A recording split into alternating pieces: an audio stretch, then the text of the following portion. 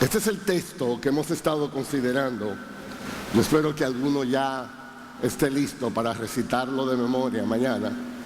Efesios capítulo 2, verso 10, porque somos hechura suya, creados en Cristo Jesús para hacer buenas obras, las cuales Dios preparó de antemano para que anduviésemos en ella. Hemos visto lo que ese somos significa. Hemos visto qué buenas obras el texto está hablando. Y yo quisiera esta noche desempacar algo que está detrás de todo esto, sobre el propósito, la motivación. Ese texto de Efesios capítulo 2, verso 10, déjenme ampliarlo un poco más desde el verso 9, para que podamos entender de qué vamos a hablar. Dice, porque por gracia habéis sido salvados por medio de la fe. Y esto no es de vosotros, sino que es un don de Dios, no por obras, para que nadie se gloríe. Hay algo que en el lenguaje del apóstol inspirado habla de una gloria. Y Dios, que hizo todo lo que ve en nuestros ojos y lo sustenta con la palabra de su poder, Dios no comparte su gloria con nadie. Así que detrás de todo esto está esa gloria de Dios. Y cuando dice entonces que somos hechura suya, que hemos sido creados en Cristo Jesús para esas buenas obras que Dios preparó, detrás de todo esto está el enfoque de que Dios sea glorificado.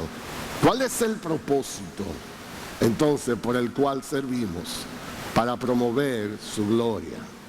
Para promover su gloria. Así que ese es el enfoque de lo que yo pienso hacer esta noche. Hay dos cosas que yo quiero hacer antes de predicar. Yo necesito un voluntario que me traiga unas notas que yo dejé allá. Exactamente, Josías, eso mismo es. Es uno de los brochures de aquí que tiene unas notas. Y material de apoyo, eso mismo es. Y lo segundo es, antes de irnos a la palabra, vamos a pedir la bendición de nuestro Dios en oración. Perfecto, gracias. Vamos a orar juntos. Señor, de nuevo aquí estamos. Te hemos cantado. Aquí estamos a tus pies, deseosos, entusiasmados de que tú hables a nuestros corazones. Así que nuestra súplica es, danos una doble porción de tu gracia. Ven y visítanos con una doble porción de tu espíritu. Ayúdanos a acomodar lo espiritual o lo espiritual, para que en todo tú seas glorificado. Sé con nosotros, dirígenos, lo rogamos en el nombre de Cristo. Amén. Amén. Muy bien, busquen en sus bosquejos entonces que se ha entregado, sección número 3, el propósito del servicio, que es la gloria de Dios. En primer lugar, yo quisiera muy brevemente enfatizar que somos una obra de arte de Dios, y Dios lo ha hecho así para su gloria. Esa palabra que aparece en el verso 10, hechura suya, en el original, en el griego, es esta palabra que es poema. Y la idea ese es de donde sale la palabra poema, o una obra de arte. Y la idea es esta: todo lo que vemos, todo lo que oímos, todo lo que tocamos, todo lo que probamos, todo lo que olemos en el universo es una lectura de la creatividad de Dios. Dios hizo todo y es una obra de arte. Es impresionante cómo el autor, arquitecto y diseñador de todo esto ha trabajado. Aquellos que son amantes de la naturaleza disfrutan mucho esto, de ver a Dios en la creación. Nosotros, mi esposa y yo ahora residimos en Arizona. Eso es lejísimo de aquí. Toma un día llegar en avión a donde vivimos. Una de las atracciones de ese estado es un sitio que se llama el Gran Cañón.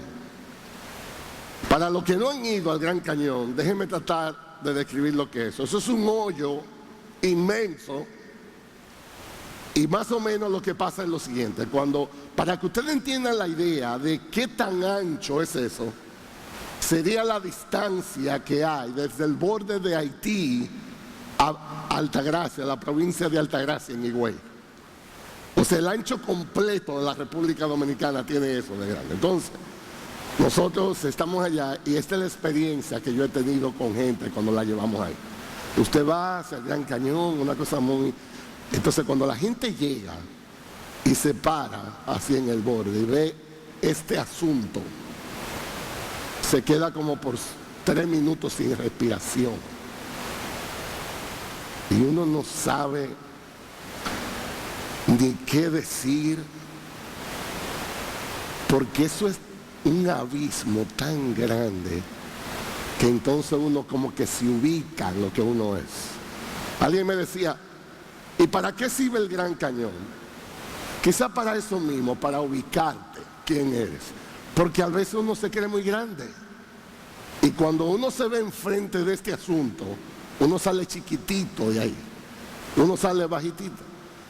El Dios creador es un Dios glorioso e inmenso. Piensen en la creación, por ejemplo. El universo está compuesto por miles, millones y millones de estrellas, incontables. Una de esas estrellas es la Vía Láctea. Y dentro de la Vía Láctea hay miles y miles de otras cosas. Una de esas es el sistema solar. Dentro del sistema solar, por lo menos hay varios planetas que nosotros conocemos, aun cuando no son habitables. Dentro de ese sistema solar está la Tierra. Oigan la escala entonces. La Tierra es un puntito en el sistema solar. El sistema solar es un puntito en la Vía Láctea. La Vía Láctea es un puntito en el universo. Y hay gente que se cree grande porque tiene un solar. Imagínense eso. Ese es el problema. Nosotros no entendemos esto. Nosotros adoramos a un Dios que es glorioso. Y cuando aquí en Efesios capítulo 2 habla de esa hechura suya, es una obra de arte. Esa es la idea. En contraste decimos, por ejemplo, esos grandes artistas, aquellos de aquí que estudiaron historia del arte, los arquitectos y toda esa gente, saben mucho de estas cosas. Homero, Dante, son artistas respetados en la historia porque ellos imaginaron cosas, sus poemas sobre todo son imaginación. Pero cuando Dios imagina, sus imágenes se vuelven reales. Sus poemas son vivos, activos, multidimensionales.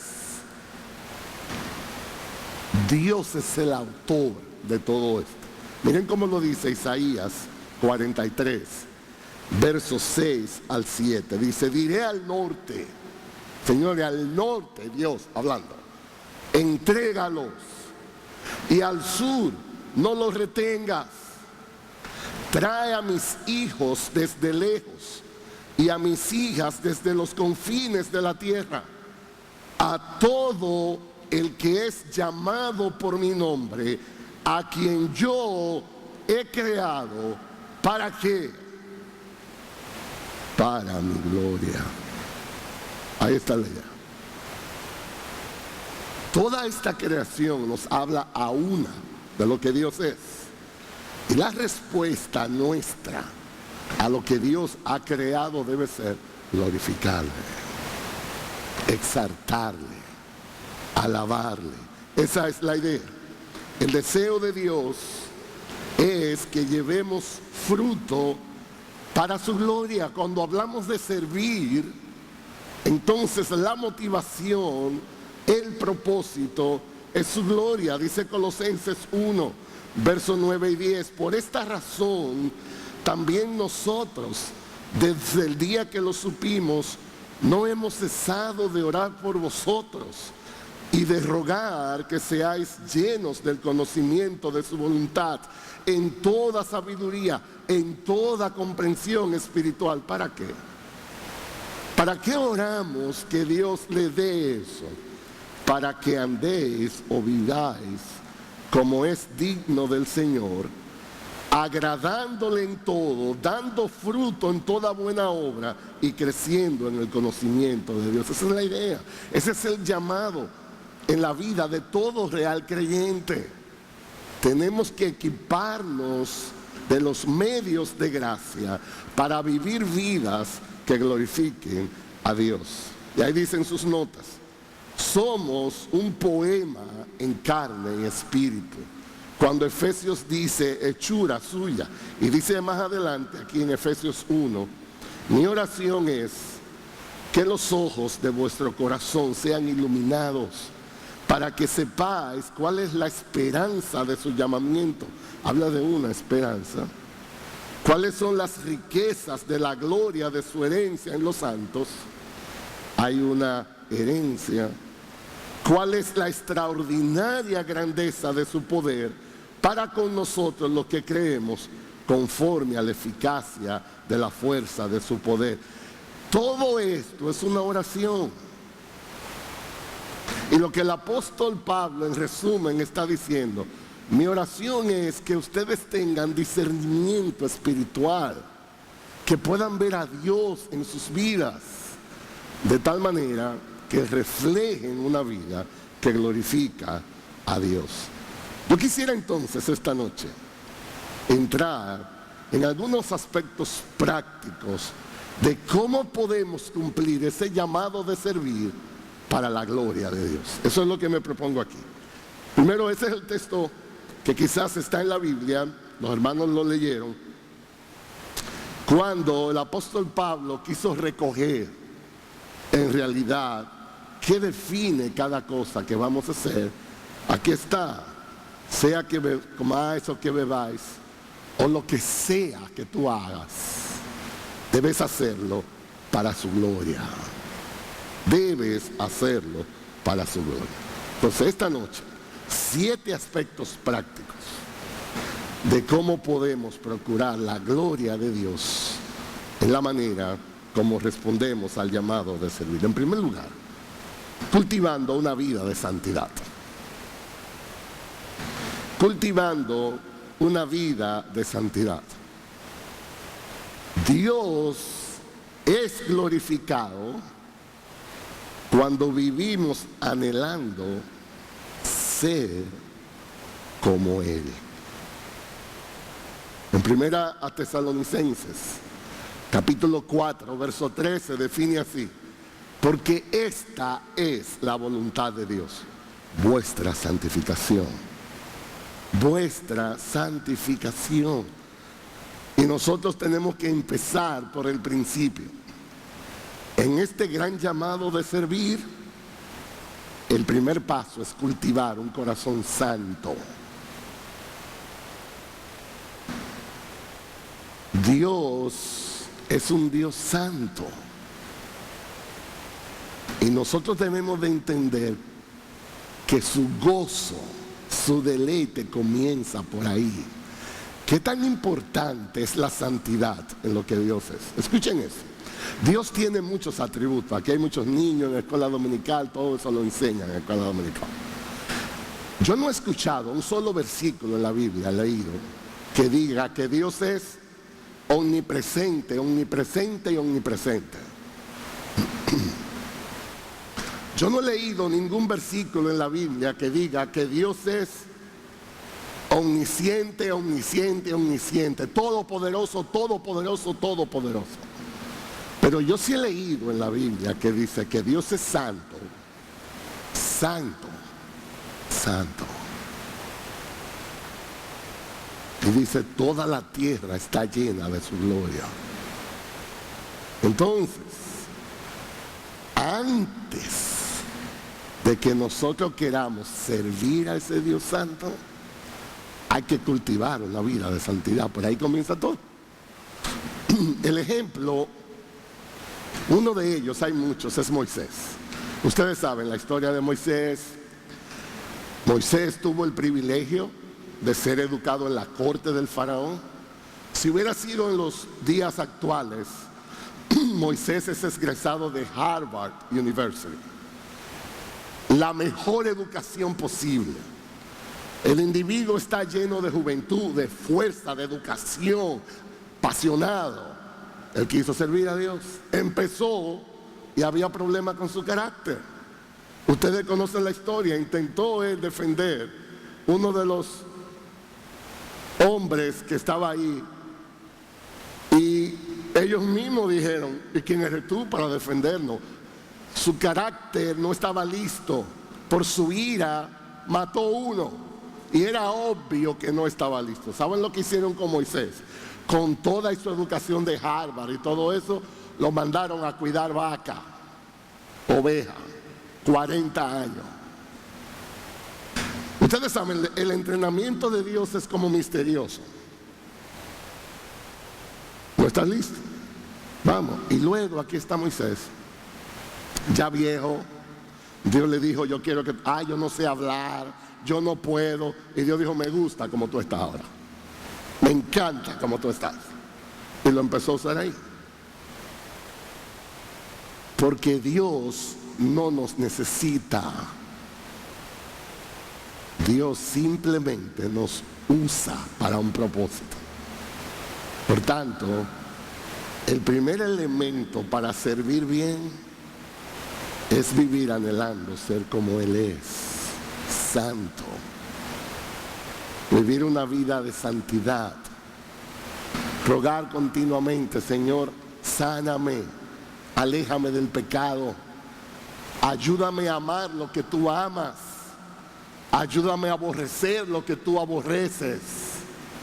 Yo quiero vivir una vida para ti.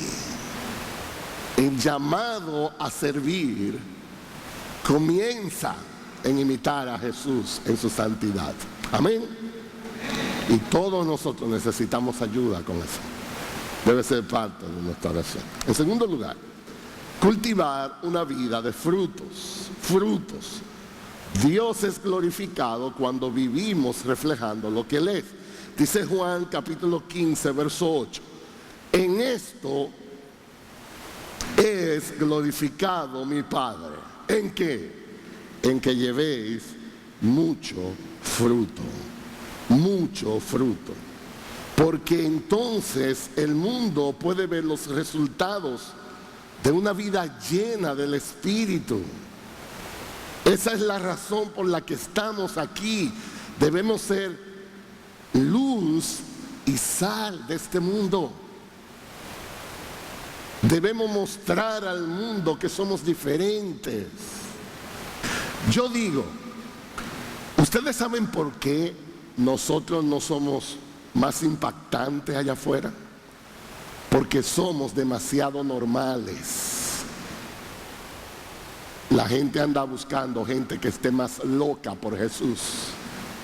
Porque nosotros decimos que tenemos la eternidad garantizada.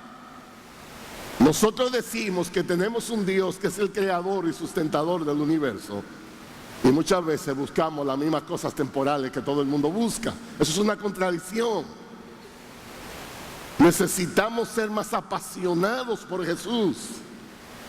Nuestra vida no puede ser tan normal. Vivimos aquí, pero no somos de aquí. Hay promesas que deben afectar más nuestra pasión por Cristo. Una de las cosas que a mí más me encanta, yo recuerdo cuando pequeño, en mi vecindario, habían algunas familias que estaban emigrando a los Estados Unidos, especialmente a New York.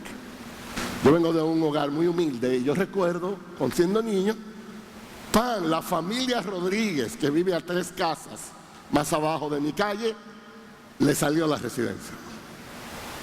Y usualmente eso era un espectáculo, eso era un asunto importante. ¿Qué tanto les afectaba a esa gente eso? Yo recuerdo uno de mis amiguitos que era bastante complicadito, el chico. El individuo peleaba con todo el mundo, era egoísta, no se portaba bien, era un problema. ¡Pam! Le llegó la residencia. El individuo regaló la bicicleta, regaló los tenis, se reconcilió con todo el mundo, besaba a los viejos, las viejas, hacía mandado, regalaba. ¿Y saben qué él decía? Yo voy para New York. Eso es como decir, ya llegué a New York. Nosotros vamos al New York celestial. Y la pregunta es, ¿estás regalando los tenis, la bicicleta, te reconcilias? No debe haber nada que inspire más nuestras almas de saber que un día estaremos cara a cara con nuestro Dios. Y eso debe de verse. Debe haber frutos. Dios es glorificado cuando vivimos reflejando lo que Él es. Colosenses 1:10 dice, para que andéis como es digno del Señor, agradándole en todo, llevando fruto en toda buena obra. Las buenas obras entonces son el fruto de esa vida. Cuando vivimos una vida de buenas obras, el mundo verá, glorificará a nuestro Padre que está en los cielos. Entonces, ¿cómo podemos servir de tal manera que glorificamos a Dios? Primero, cultivando un carácter santo.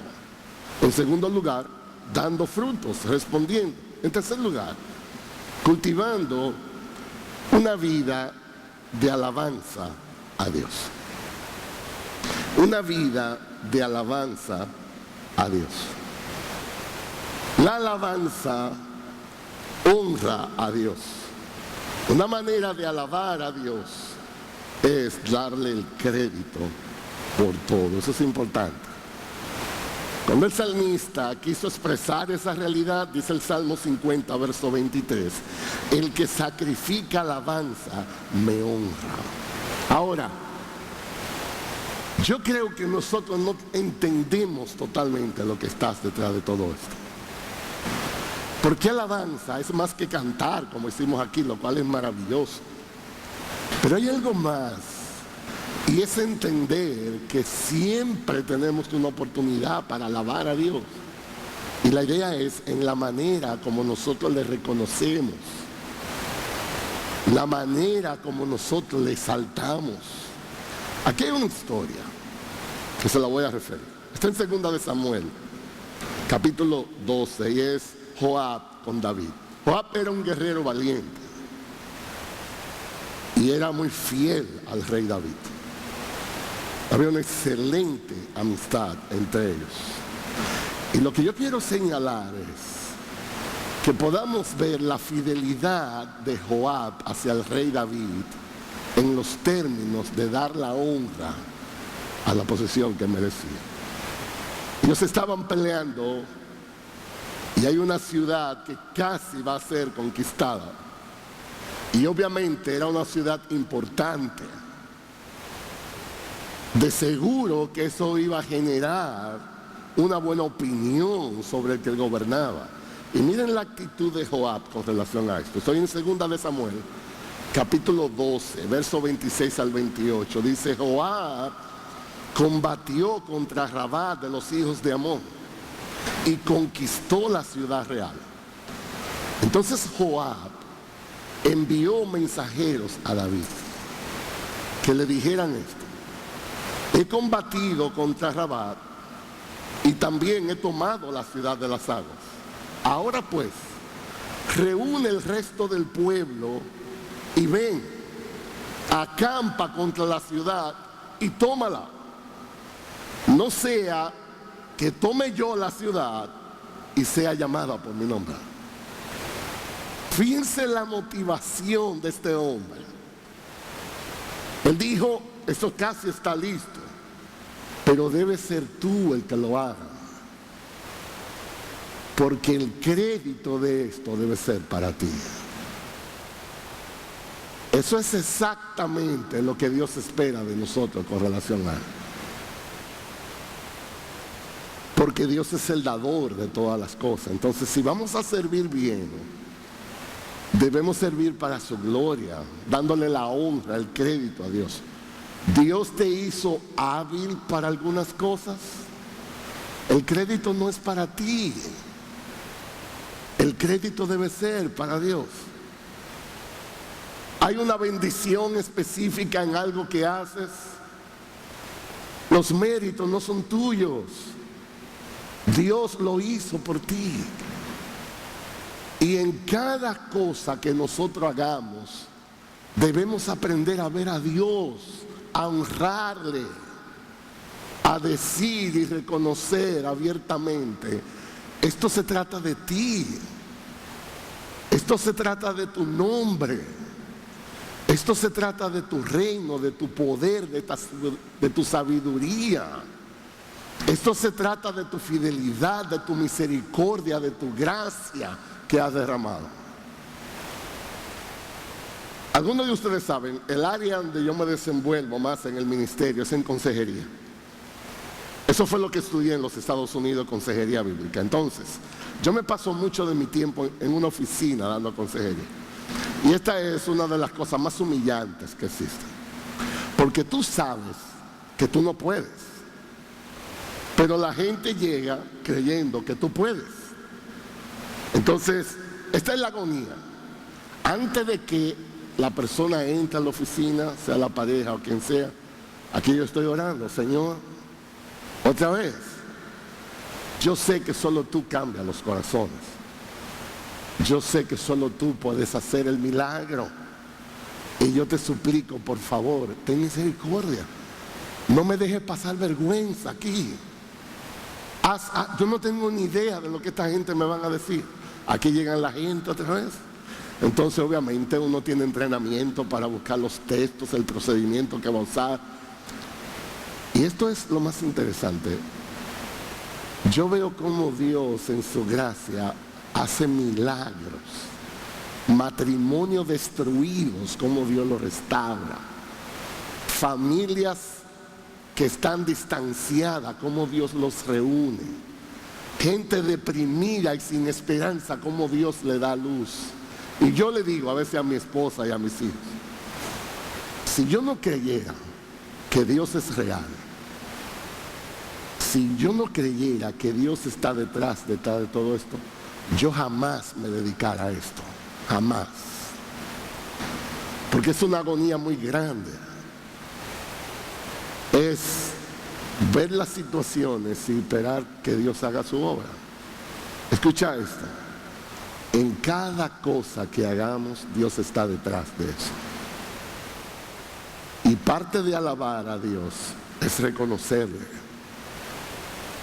es decirle: tú mereces la honra, tú mereces la gloria. Por tanto, debemos aprender a quitar más el yo y hablar más de Él. Se trata de Dios, se trata de tu nombre. En cuarto lugar, cultivando una vida de gratitud. Vamos a servir a Dios para su gloria. Entonces hay que ser agradecidos. Hay que ser agradecidos. Cuando estamos agradecidos, estamos reconociendo la soberanía de Dios en nuestras vidas. Y eso es una manera de darle la gloria. En cambio, si estamos descontentos, eso es lo mismo que cuestionar la sabiduría de Dios. Eso es lo opuesto. Eso no le glorifica. Dice Filipenses capítulo 4 verso 11. Aquí está el apóstol Pablo resumiendo parte de su experiencia en el ministerio. Dice: yo he aprendido a contentarme cualquiera que sea mi situación. Voy a decirle, eso no es fácil. Eso no es sencillo. Alguien me dice: ay, pastor, cuando yo leo eso es muy complicado. Y yo le digo, ay no, tú no estás entendiendo. No, mira, eso no es complicado ni difícil, eso es imposible. Solo Dios hace eso. Yo he aprendido, dice el apóstol, a estar contento cualquiera que sea mi situación. ¿Qué hay detrás de eso? ¿Cómo ese hombre se atreve a decir algo así? Él no dijo, yo voy a dar gloria a Dios a pesar de lo que estoy pasando. No, yo voy a dar gracias a Dios por ello, me alegro, porque Dios gobierna. Job dijo, ¿sucederá algo que Jehová no haya mandado? Dios es soberano en lo que permite y no permite. Y Dios hace todo para nuestro bien. Por tanto, eso debe sustentar el gozo. Un cristiano que está descontento por algún motivo, por su trabajo, por su cónyuge, por su finanza, por su iglesia, por los pastores, ese es un terrible testimonio de la bondad de nuestro Dios. Yo estoy diciendo, tú no has sido justo conmigo, tú te equivocaste conmigo. En esto que está pasando, yo no estoy de acuerdo, estás equivocado. Romanos 8, 28 al 29, y sabemos, dice el apóstol, esto no es un laboratorio a investigar a ver si funciona o no, prueba y ensayo, no, sabemos con certeza que para los que aman a Dios, todas las cosas cooperan para bien. ¿Ustedes saben lo que significa la palabra todas? No hay que ir a Harvard. Todo dice cooperan.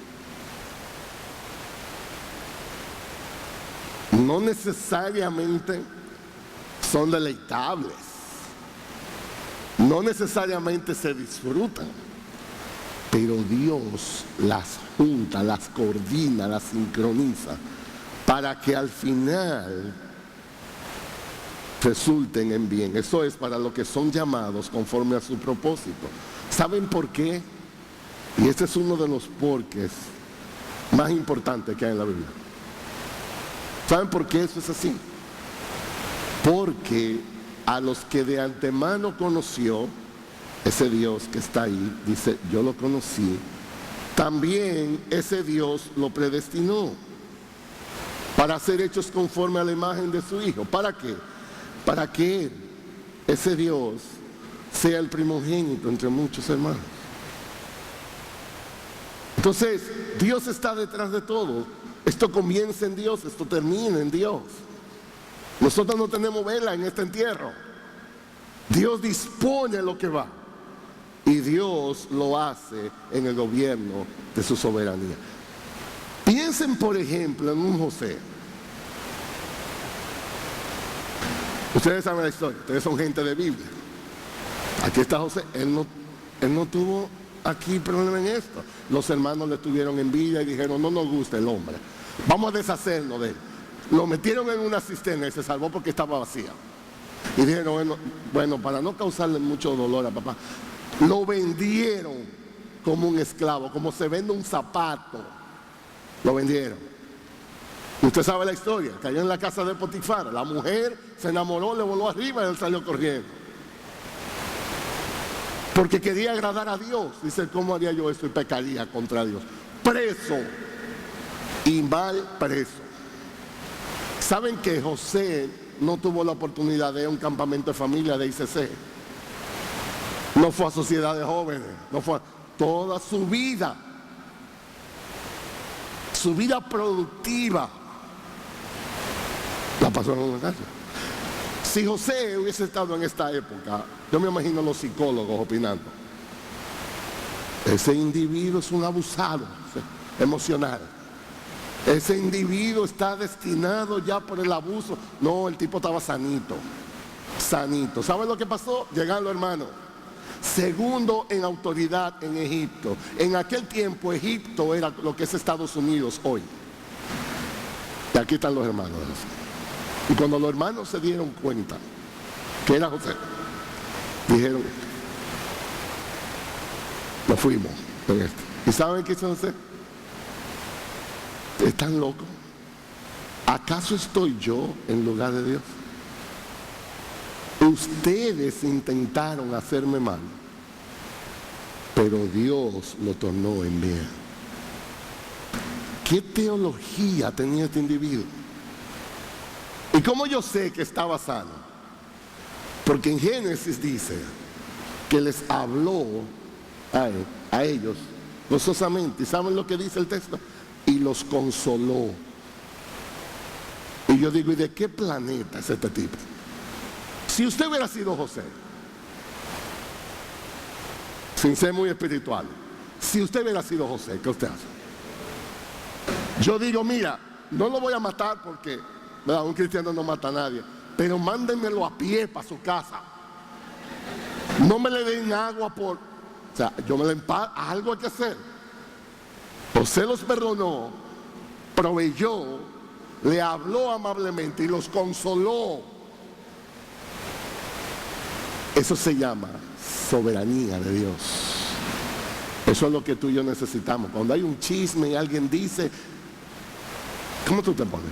¿Cómo yo me pongo? Entonces, soberanía de Dios. ¿Saben qué es el efecto de estar claros en lo que Dios es? Debemos estar más contentos. Debemos estar más gozosos. Dios nos ha dado mucho. Dios nos ha dado demasiado. Un cristiano descontento es una contradicción de términos. El creyente debe ser el individuo más agradecido del planeta. Dios dispensa sus favores para nosotros. ¿Qué clase de Dios es que tenemos? ¿Es Dios realmente soberano? ¿Es un Dios al cual podemos confiarle, que Él sabe lo que está haciendo? Glorificar a Dios significa que lo alabamos con satisfacción absoluta, sabiendo que nuestro destino es el plan de Dios para nosotros ahora. De las millones de opciones posibles, Dios en su sabiduría eligió esa para ti. Escucha esto, amado hermano. Si estás en una situación difícil y complicada que te desalienta, piensa en esto. Dios sabe lo que Él está haciendo. Confíale y sírvele con gratitud. Yo creo que nosotros como creyentes debemos aprender a decirnos, no nos quejemos tanto. No hay razón para quejarse tanto. Dios nos ha dado más de lo que merecemos. Mucho más de lo que merecemos. En quinto lugar, cultivando una vida de oración para procurar conocer y hacer su voluntad. Me decirle, la clave de una vida de oración es que mostramos en la práctica que dependemos de Dios. Dependemos de Dios. En Juan 14:13 dice, todo lo que pidáis en mi nombre, yo lo haré, para que el Padre sea glorificado. Hay algo que glorifica a Dios en la manera como dependemos de Él en oración. Nosotros debemos ser gente que ore más, porque eso glorifica más a Dios. Cuando dice mi nombre, significa todo lo que Él es, todo lo que Él quiere. Orar en su nombre significa orar de acuerdo a su carácter, de acuerdo a su voluntad. Y Dios se complace en eso. Dios se deleita en eso cuando la oración es contestada. Yo creo que nosotros debemos de admitir que tenemos fallos en ese asunto. Una de las cosas más interesantes que encontramos en los evangelios es la interacción que Jesús tenía con los discípulos. Eso es realmente un discipulado, una mentoría. Y los discípulos observaban mucho a Jesús. Y en una ocasión, los discípulos se daban cuenta de que Jesús vivía una vida de la presencia de Dios, oraba. Y ellos le dijeron, enséñanos a orar. Enséñanos eso. Y en Mateo capítulo 6, encontramos una porción de lo que se llama el Padre Nuestro. Eso no es una oración para repetirla como un papagayo. Eso es un modelo, un esquema que Jesús dio a sus discípulos y a nosotros de más o menos cómo debemos orar. Ustedes conocen eso. Padre nuestro que estás con los cielos, santificado sea tu nombre, venga a tu reino, hágase tu voluntad aquí como se hace en los cielos. Las tres primeras peticiones del Padre Nuestro están relacionadas con la gloria de Dios y su nombre que esté exaltado. Esa debe ser nuestra mayor preocupación, que el reino avance, que Dios se exalte. Y Jesús dijo, también oren por sus necesidades. El pan nuestro de cada día, perdona nuestros pecados, no nos metan en tentación, etcétera, etcétera, etcétera. Una de las cosas que llama la atención es que cuando Jesús introdujo el tema a los discípulos, Él le dijo, y cuando oréis, no seáis como los gentiles, que ellos creen que por su palabrería van a ser escuchados. Ustedes oren en su aposento, porque vuestro Padre sabe de qué cosas tenéis necesidad antes que vosotros pidáis. Y yo digo, en serio.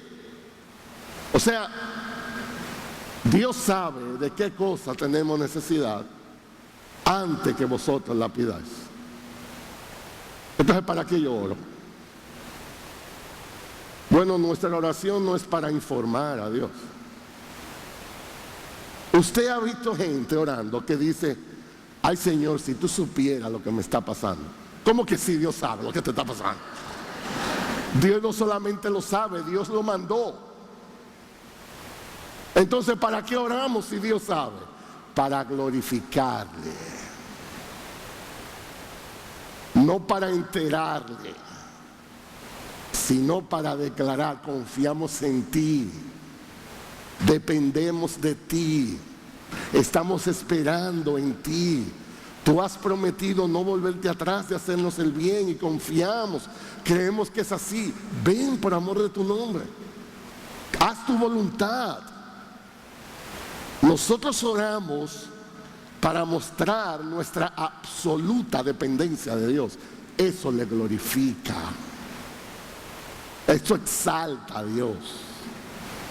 Es un reconocimiento a lo que es. Esa es la idea que hay ahí. Es por eso que Él nos manda a orar, para que pueda mostrarnos su grandeza, para que podamos darle la alabanza que Él necesita, es digno de recibir. Dios es exaltado cuando nosotros oramos y su voluntad es establecida. Entonces yo creo que no es exagerado decir que una de las resoluciones que debemos hacer como creyentes es orar más. Nuestro problema no es que oramos mucho, nuestro problema es que oramos poco, porque Dios dice, pídeme, ven, pídeme. Entonces, ¿por qué no pedimos más? Porque no creemos. Ese es el problema. Y hay cosas en esta vida, la mayoría de las cosas en esta vida, que dependen absolutamente de lo que Dios es. Y debemos ser gente a cultivar más dependencia. Nosotros no somos tan grandes como pensamos, no somos tan sabios como creemos, no nos consideramos tan fuertes como eso. Nosotros dependemos de la gracia de Dios cada segundo de la vida. Por eso debemos orar más. Eso es la idea. Muy bien. Dice 2 Tesalonicenses. Primero, sexto lugar, cultivando una vida que proclame más su palabra. Queremos glorificar a Dios en lo que sea que sirvamos. La palabra tiene que ser expuesta. La palabra tiene que ser proclamada. Hermanos, orad por nosotros para que la palabra del Señor corra y sea glorificada, así como lo fue entre nosotros. Cuando la palabra es presentada con claridad y precisión, eso honra, le da gloria a Dios. Cada vez que un maestro de escuela dominical de niños da una clase, Cada vez que un líder de la iglesia da un estudio bíblico de la palabra en casa de alguien, cada vez que un padre de familia se sienta en ese devocional familiar y empieza a hablar de la palabra, Dios es glorificado. Nosotros debemos ser gente más apasionadas por la palabra. Ustedes saben la historia de Jim Elliot. Siendo muy joven y capaz, dijeron: hay una tribu en el Ecuador que nosotros queremos predicar. Le decían: están locos, es una tribu salvaje, no podrá alguien entrar ahí y salir vivo, están locos. Esa gente estaban tan seguros cuando salieron que no iban a regresar, que ellos se llevaron los ataúdes con ellos. Y ellos decían: tenemos que proclamar la palabra. Y le decían: ustedes son unos necios. Eso se llama necedad. Y escuchen lo que Jim Elliot le dijo a esta gente: no es ningún necio el que entrega lo que no puede guardar para ganar lo que no puede perder. Oigan eso. No es ningún necio el que entrega lo que no puede guardar para ganar lo que no puede perder. Fueron, predicaron la palabra, obviamente no regresaron, pero la tribu fue convertida a Cristo. ¿Qué tan apasionados somos por la palabra? Si nosotros creemos que el Evangelio es la buena nueva de salvación, entonces, ¿qué tan dispuestos estamos a proclamar ese mensaje donde sea y como sea? Porque cuando el consejo de Dios revelado es proclamado, Dios es glorificado. Y en combinación con eso, y finalmente, cultivando una vida que lleve a otros a Cristo. Evangelismo. Dice 2 Corintios 4:15: porque todo esto es por amor a vosotros, para que la gracia que está extendiendo por medio de muchos haga que las acciones de gracia abunden para la gloria de Dios. Esa gracia que se está extendiendo, eso quiere decir, Dios sigue disipando su gracia. La gente se convierte a Cristo. La gente es trasladada de un reino de oscuridad a un reino de luz. Y esas acciones de gracias abundan, y todo para la gloria de Dios. ¿Cuándo fue la última vez que le hablaste a alguien de Jesús? Y dice el apóstol: yo no me avergüenzo del Evangelio, porque es poder de Dios para salvación. Ustedes ven, nosotros los dominicanos somos gente apasionada. Si usted le habla de pelota a un dominicano, quítese del medio. Nosotros somos gente que sabemos de todo y opinamos mucho, pero nosotros como creyentes mostramos esa misma pasión por Jesús. No estoy hablando de un juego de pelota, yo estoy hablando de un juego donde una persona puede perder su alma para siempre. ¿Qué tan apasionados somos por Jesús entonces? 7 aspectos prácticos en eso. 7 aspectos prácticos de cómo glorificar a Dios. Cuando Efesios dice: porque somos hechura suya, creados en Cristo Jesús para hacer buenas obras, las cuales Dios preparó de antemano para que anduviésemos en ellas. Que Dios nos ayude a que donde sea la esfera que Dios nos llame a servir, nosotros podamos tener un solo propósito en nuestras mentes: que su nombre sea glorificado. Amén. Déjeme orar y con esto terminamos. Señor, gracias. Gracias por tu palabra.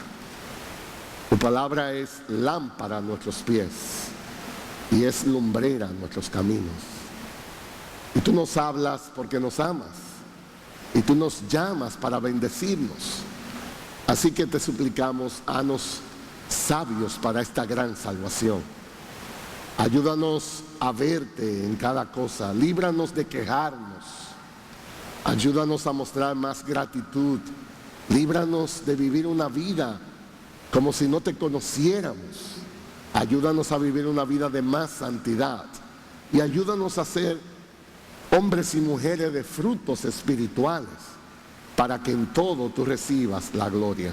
Te bendecimos, te alabamos, sigue hablando tú a nuestras almas, no apartes tu bendición de nosotros, porque lo rogamos en el nombre de Cristo. Amén. Amén.